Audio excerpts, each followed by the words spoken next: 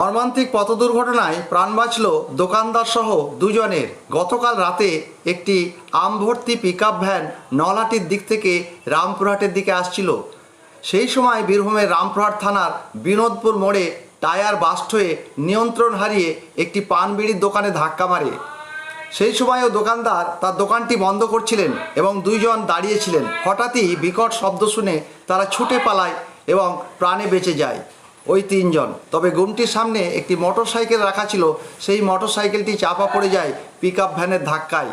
পরবর্তীকালে পুলিশ এসে উপস্থিত হন ঘটনাস্থলে এবং পরিস্থিতি নিয়ন্ত্রণে আনেন। বিনোদপুর থেকে আনোয়ারের রিপোর্ট, জনগণ নিউজ।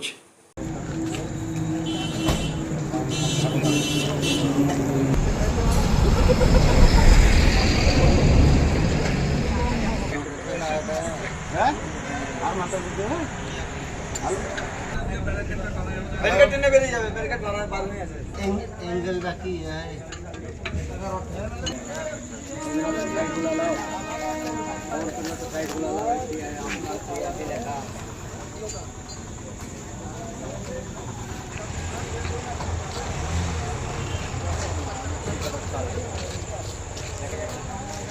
ज़्यादा ना गाड़ी कोचिंग लाइब्रेरी कोचिंग